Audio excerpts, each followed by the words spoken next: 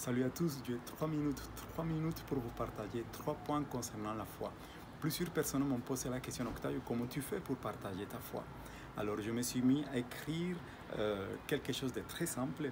Et beaucoup de personnes ont une foi réelle, mais au moment de partager ou de témoigner, il y a des blocages, il y a l'intimidation, il y a la peur d'être jugé. Et on a des choses qui vont nous empêcher de partager notre foi. Mais la première chose que je voudrais vous encourager à réaliser pour surmonter ces blocages, c'est que dégagez-vous de toute pression. Comment? En réalisant que l'évangile, c'est une bonne nouvelle. Alors quand on a une bonne nouvelle, on est enthousiaste, on a envie de la parler, pas de pression. Donc sachez surtout ça, c'est une bonne nouvelle. Et gardez juste 3 choses en tête. 3 mots, SOS, d'accord? SOS, la première lettre, S. Donc la première lettre S, c'est spontanéité. Spontanéité.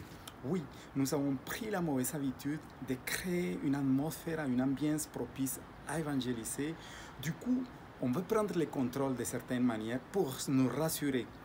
Quand c'est le bon jour, quand c'est le bon moment, les bons lieux, comment on va le faire, quels sont les mots qu'on va utiliser. Les amis, bien sûr qu'il faut avoir de la sagesse quand on va partager la foi.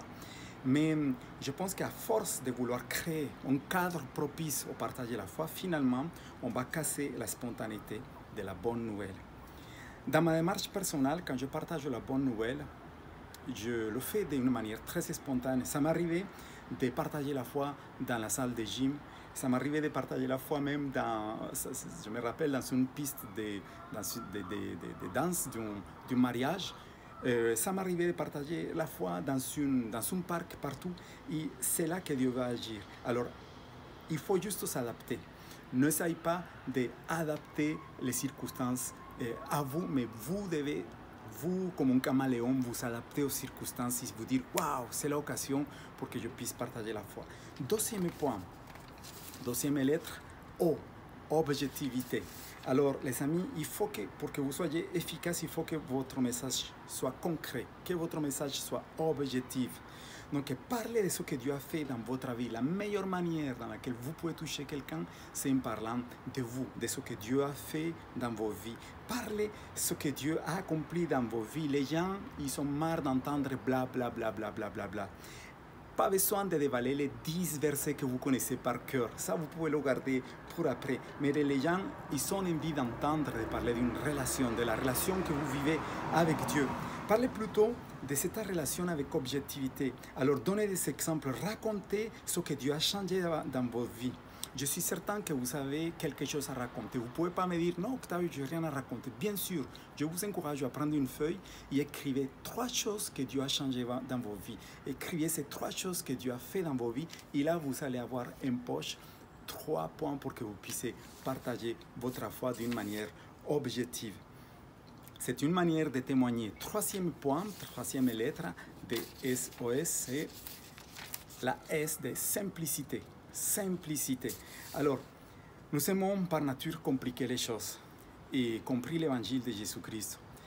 Quand vous regardez comment Jésus-Christ lui-même, il enseignait, annonçant son royaume, il avait de la simplicité. Qu'est-ce qu'il faisait? Son discours était imagé par des situations, par des événements de la nature, du quotidien, de ce qu'il pouvait observer, ce qui pouvait l'arriver.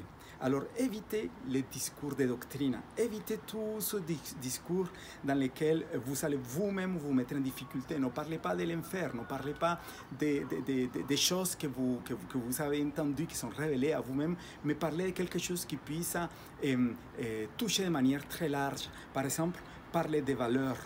Aujourd'hui, les gens ont envie d'entendre parler de la justice, de la vérité, de l'amour, toutes ces choses-là, de l'espérance, du pardon. Je suis certain que ce sont des valeurs que vous connaissez, que vous avez expérimentées dans vos vies. Donc, pas besoin de se compliquer à se former d'une manière très calée théologiquement. Vous avez tout simplement déjà le message de l'évangile, de la bonne nouvelle. C'est un message qui est puissant. Donc, je vous encourage, soyez simple. Donc, pour finir, rappelez-vous, SOS, spontanéité, objectivité, simplicité. Allez, soyez la lumière du monde. Ciao.